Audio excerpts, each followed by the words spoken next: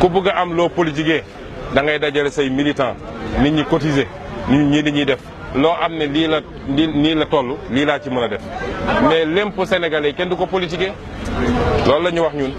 waaw li ñu mën a xeex assemblée bëri na damay fàttali ni assemblée nationale du moom mooy gouverner ku ñëw fii ne leen su ngeen ma falee député dinaa soppi réew mi dinaa def lii day wax lu ko ne assemblée nationale du foofu du moom mooy gouverner assemblée nationale ñaari cër la ko constitution jox bu njëkk bi mooy moom mooy wote loi yi ñaareel bi moom mooy saytu naka la ñu yoree alalu réew mi loolu nag ñun liñ ci war a def bëri na bu ci njëkk mooy tey suñu duggoon assemblée nationale rawatina yàlla def ñu jox ñu majorité dinañu créer ay commission d'enquête parlementaire ne li fi xew ci pétrole bi li fi xew ci gaz bi li fi xew ci zircon bi li xew fële ICS ci phosphate bi li xew Kédougou ci suñu or bi li xew ci njàng mi li mujjee xew nii li xew ci suñu hôpitaux yi dinañu woo ministres yi woo directeurs généraux yi woo directeurs yi ñu ñëw ñu déglu leen def rapport wax askan wi lii moo fi xew loolu bokk na ci cëru assemblée waaye gis nga suñu assemblée gi xiiroo ŋaayoo xeex taasuwante waaye loolu defuñu ko te loolu lépp am na fi ñoom ñooy ndawi réew mi loolu lañ leen tuddee ñaareel bi mooy dinañu voté loi yoo xam ne loi yu baax la ci réew mi ci wàllu économie rek dinañ jël ay loi yoo xam ne multinationale bu ñëwati Sénégal war fee liggéey ñu jox ko suñuy tali Ila chinois et Ila Touba et chinois lañ ko jox autoroute bi war a dem Mbour ñu ngi ko jox ay brésiliens pétrole bi ñu ngi ko jox ay multinationales étrangères xanaa kay soo leen joxe loolu pare am nga sañ-sañ ne leen nu mu tuuti 80% sa effectif ñiy liggéey fii ay sénégalais la war a doon. tey soo demoon ICS sénégalais yëpp dàq nañ leen ñoom dañoo dem Inde jëli seen i mbokk muy ouvrier muy cadre yi ñëpp seen i mbokk lañ jël teg ko fa foog nga ni loolu yoon na. soo demee Ila Touba ay chinois rek a fay liggéey dégg naa seen i prisonniers la ñuy jël ñëw di leen liggéeyloo moo tax ko ci dee sax ñu gaaw lakk la. ci jamono jooju ñun suñuy ndaw a ngi fi amuñu liggéey am nañu sañ-sañ ne loolu dinañ ko def ñaareel bi mooy suñu pétrole bii ñu jël joxe ko ci anam yoo xam ne anamu font la baaxul ci Sénégal dinañu renégocier contrat yooyu wala ñu nationaliser waat pétrole bi loolu am nañu sañ-sañ bi donc yooyu ci gàttal rek mënuma wax lépp parce que dañoo am contrat de législature gudd na mais loolu rek mandarga la ci loo xam ne lu ñu mën a def la à partir de l'Assemblée nationale. askan wi dafa war a xam ni mooy lépp constitution bi dafa ne article 4 constitution dafa ne la souveraineté appartient au peuple kenn ku ne ci askan dafa war a xam ni moom moo yor souveraineté Macky Sall yorul souveraineté de dañ ko koo dénk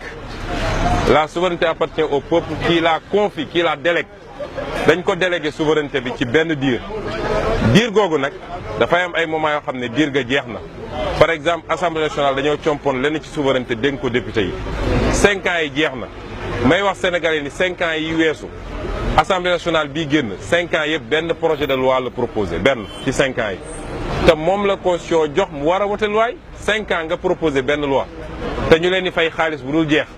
jox leen ay oto loolu bokk na ci réforme yi mu njëkk a def jënd oto jënd 4x4 40 millions 50 millions jox ko député dafa war a jeex ci réew mi su ñu ne dañuy jënd oto député bi dina supporter nu mu tuuti 75% la ca des nag mun na doon subvention waaye jënd oto jox ko koo xam ne amalul njëriñ benn njëriñ askan wi di ko jox carburant dotation bu ne loolu dafa war a jeex donc askan wi moo war a xippi ne nag tànn jot na tànn jotati na bu ñu toog fii tànn lu leen neex suñu wàllu koo ne dëkk bi dafa Macky tànnul boppam askan wi ko tànn nañuy déglu nit ñi ci seen discours waaye bu ñu yem ci discours politicien bu ne am na jaar-jaar dama naan suñ doon askan wi xooloon dëgg-dëgg jaar-jaar Macky Sall duñ ko fal ndax koo xam ne nekk nga ci nguuru Abdoulaye Wade bi nga ne woon moom ngay ñëw daaneel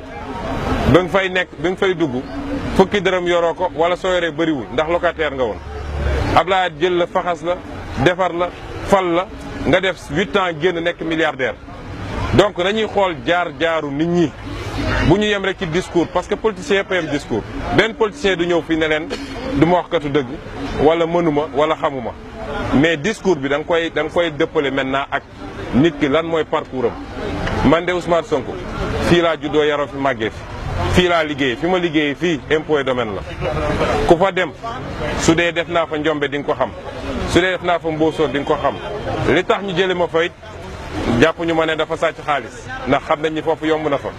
jàpp ñu fa ne du xëy heure waaye dénoncer lu dul dëgg ak bañ li ñuy teg askan wi moo tax ñu xëy ne dàq nañ ma foofu. donc loolu mun nañ ko xool ci kenn ku ne ci ñi fi taxaw di wax parcours bi nga gam-gam ko ak discours bi di nga mën a def choix bu baax. moo tax la responsabilité man waxuma ak politiciens yi de politicien ni ñu mel nañ ko ba noppi waaye askan wi mu war a am fulam. France barki dem bi ñu doyalee ci politiciens yi dañoo dem jël ab gone gu am 39 ans daat koy fal. xam nga jiite France moo gën a métti jiite Sénégal en principe waaye Sénégal rek ngay gis ñu foog ni ñett wala ñeenti politiciens yi gën a siiw mënuñoo jóge ci loolu. kuñ ci mere rek kuñ ci teg mere ko rek fàtte nañu sax la fa keneen defoon ñi ngi naan ñun de tey ñoo xoolaat waa jële tant que ñu ngi ci cycle boobu nag